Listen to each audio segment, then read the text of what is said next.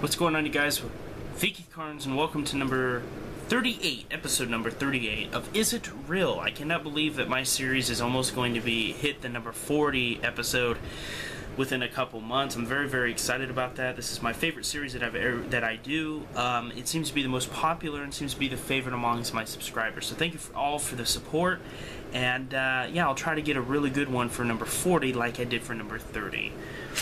So today we're talking about something very interesting, and that is it real, number 38, was Kurt Cobain murdered?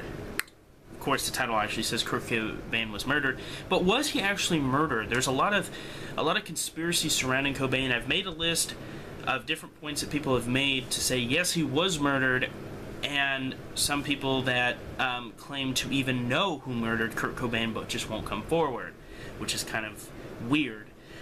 So anyway, let's get into it, because I don't want to drag on too long.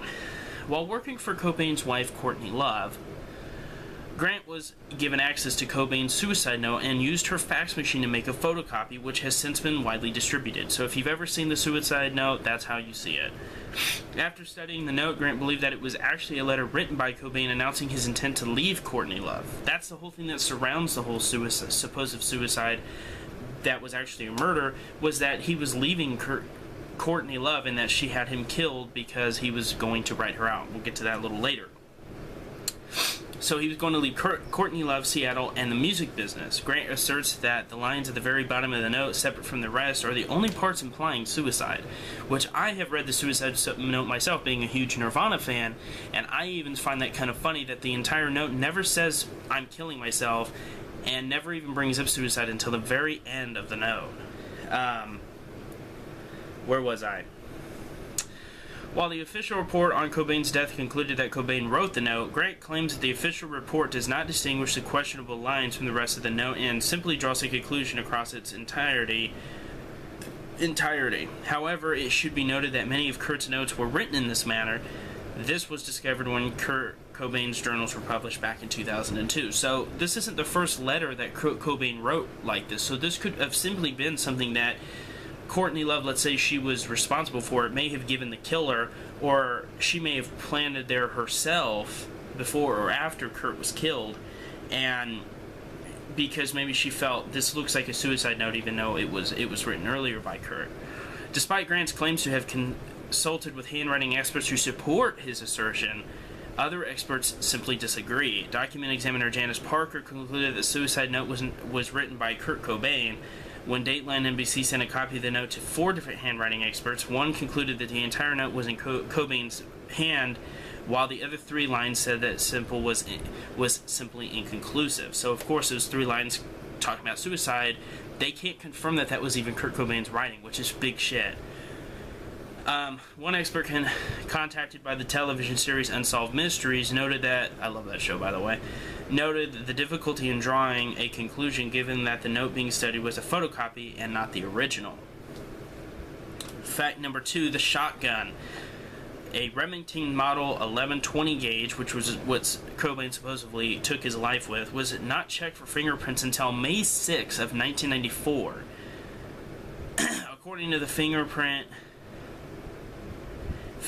analyst report, 4 prints were lifted but contained no usable prints, of course. The Seattle Police Department follow-up report states that the shotgun was inverted on Cobain's chest with his left hand wrapped around the barrel. A response officer had to pry the shotgun from Cobain's dead hands, which could be a reason for the lack of usable prints. So, even though it's kind of fishy, it may have just been because it had been in his hands for a certain amount of hours after Cobain took his life. Next up, Grant also cites circumstantial evidence from the official report. For example, the report claims that the doors of the greenhouse could not have been locked from the outside, meaning that Cobain would have had to have locked himself in.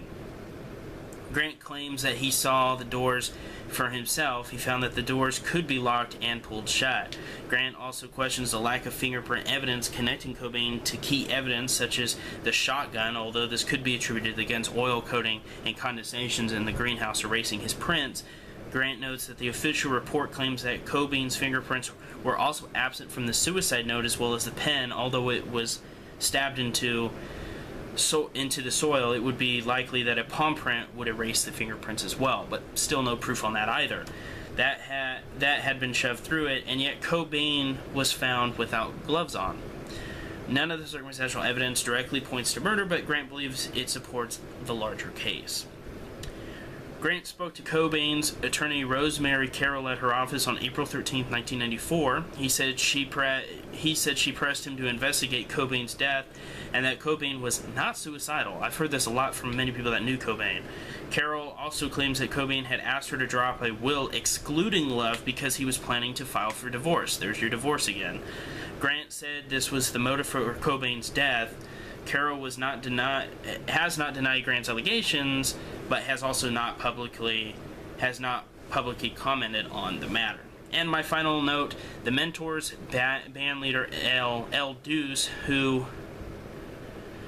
claimed that Love had offered him $50,000 to kill Cobain. Though L. Deuce claimed that he knew who killed Kurt, he did not mention the name and offered no evidence to support his assertion. However, he mentioned speaking to someone called Alan before quickly interjecting, "I mean my friend, I'll let the FBI catch him." Broomfield, who is a filmmaker, incidentally captured L. Deuce's final interview as he died days later when he was struck by a train in the middle of the night. So maybe that guy was just joking around, but maybe he wasn't.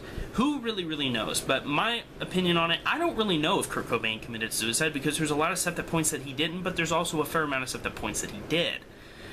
But the biggest thing that really shocks me and stuns me about the whole thing is that pretty much everybody that knew Kurt says he wasn't suicidal. So if Kurt wasn't suicidal, why did he kill himself? That is the big question here. Do I think Kurt killed himself? I don't know. Do I think Courtney Love had something to do with it? Possibly. I don't know. You guys let me know what you think in the comments below. Hope you enjoyed this episode. I'm 50-50 on this. I don't really know. You guys take it easy, and I will see you guys in the next. Thanks for watching.